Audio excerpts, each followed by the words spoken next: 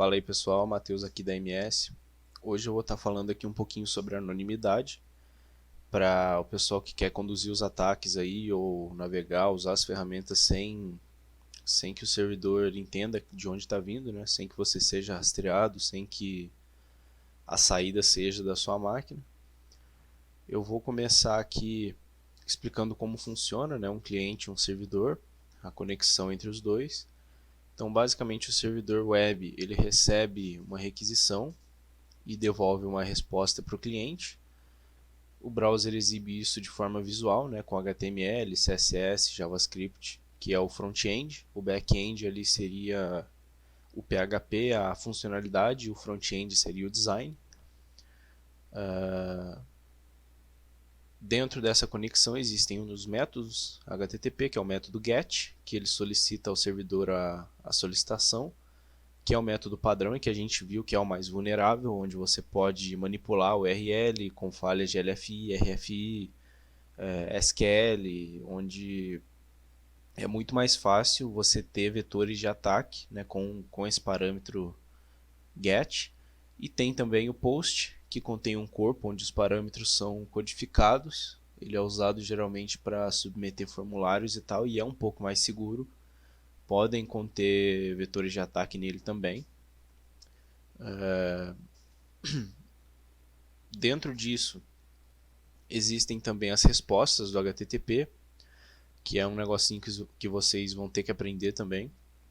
Ao menos os mais básicos é bom você decorar para quando for fazer um script ali de port scan ou de uma varredura de diretórios e tal, como esse aqui que eu vou ensinar numa próxima aula, que é ali o 200 de ok, o 401 de não autorizado, o 403 de forbidden, o 404 de não encontrado e tal, onde você vai precisar desses códigos para seguir o seu script, né? If tal lugar devolva um código 200, faça tal coisa. Se ele devolver um 404, exiba que deu 404, que a página não foi encontrada e tal.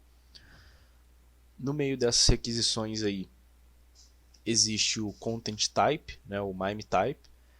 Esse MIME ele informa ao browser o tipo de dado que ele vai receber, o header e tal, que pode ser modificado para enganar o servidor. Você pode upar uma shell, um comando e tal, que foi mostrado lá no Natas e que no ambiente prático pode acontecer ali naquelas páginas de trabalhe conosco, que você geralmente só pode fazer o upload de PDF, né? Se você tenta fazer o upload ali de uma shell em PHP, por exemplo, ele bloqueia e diz que você só pode fazer o upload de arquivos com extensão tal.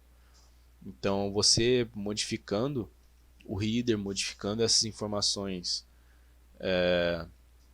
do arquivo, o servidor provavelmente, se ele não tiver nenhum tipo de tratamento, não tiver sido tratado para esse tipo de coisa, ele vai entender que a extensão daquele arquivo é outra, e se ele não tiver esse tratamento, ele vai simplesmente executar.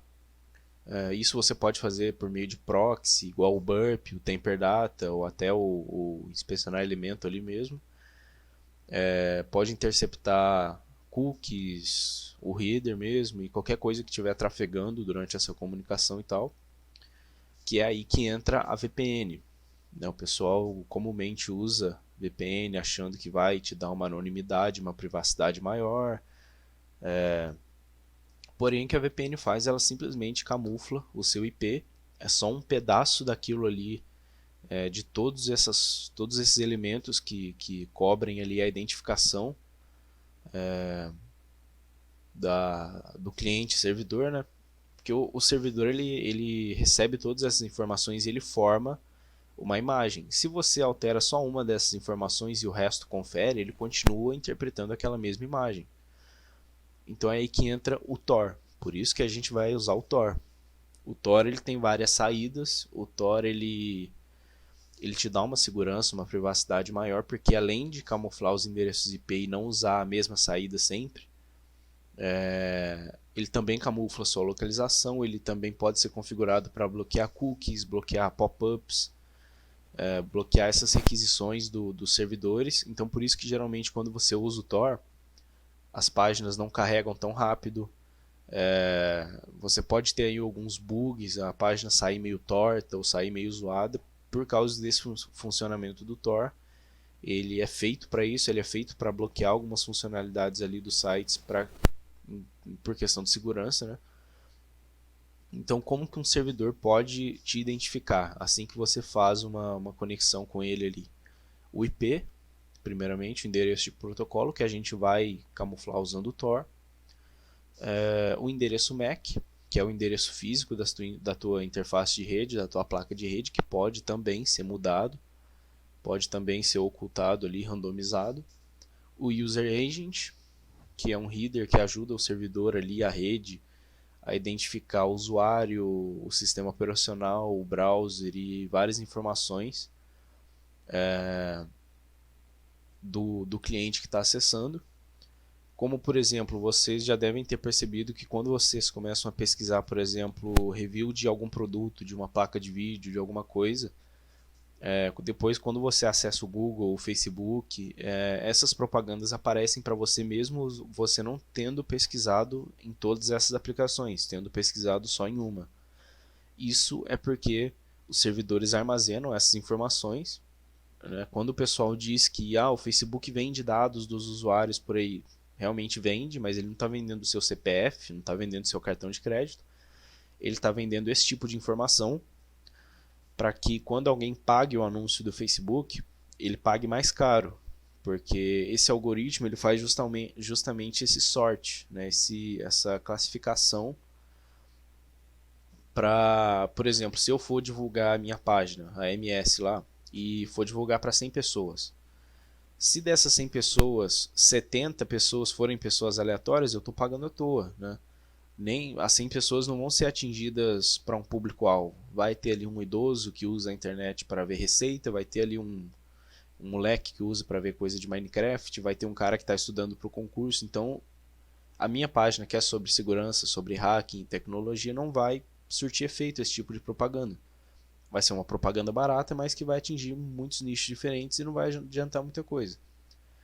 Já o Facebook, ele usa essas informações justamente para isso, para quando ele cobrar caro pelas propagandas, ele direcionar o tráfego para as pessoas específicas. Como é esse exemplo da placa de vídeo que eu disse.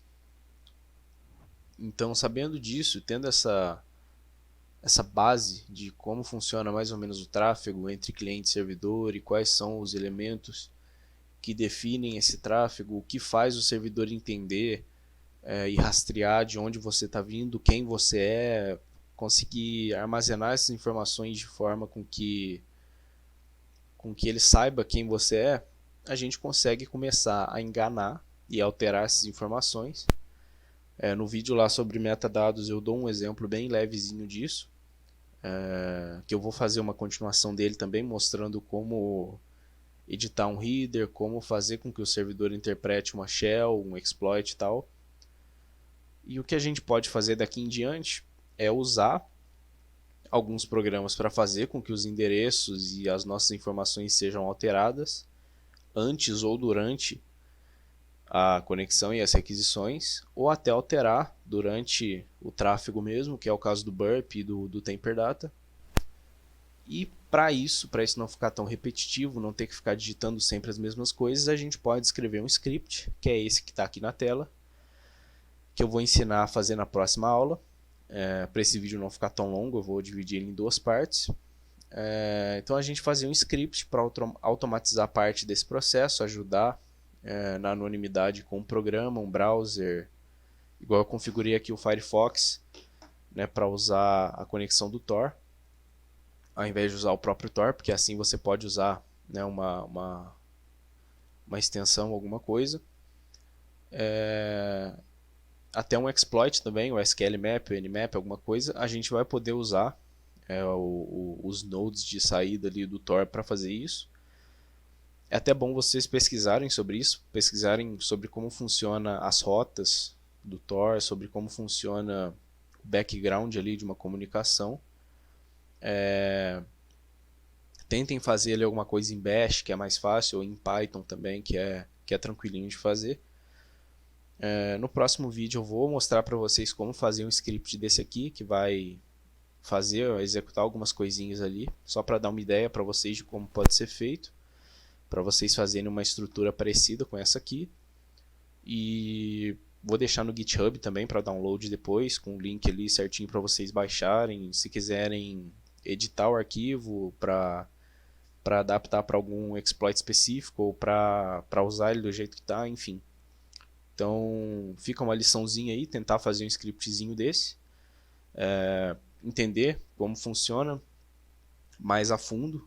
Não vale a pena eu ficar aqui horas e horas explicando sobre como funciona as rotas e a fundo de como tudo funciona. Os vídeos vão ficar muito longos, vão ficar maçantes de assistir. Isso eu vou deixar para o treinamento, para quem realmente quiser estudar esse tipo de conteúdo. Então, esse vídeo vai ficar por aí, vai ficar só para explicar para vocês essa base de como um servidor e um cliente se comunicam, essa parte do front-end, dos cookies, de o porquê e com o que o servidor armazena essas informações. E na próxima aula eu vou mostrar para vocês aqui, vou reescrever esse códigozinho aqui, explicando para vocês fase a fase, né, o que cada coisa faz, e para vocês terem uma noção de como vai funcionar para vocês criarem um desse mesmo para vocês. Ou já usar esse que tiver pronto, eu vou deixar para download. Então é isso, até mais pessoal.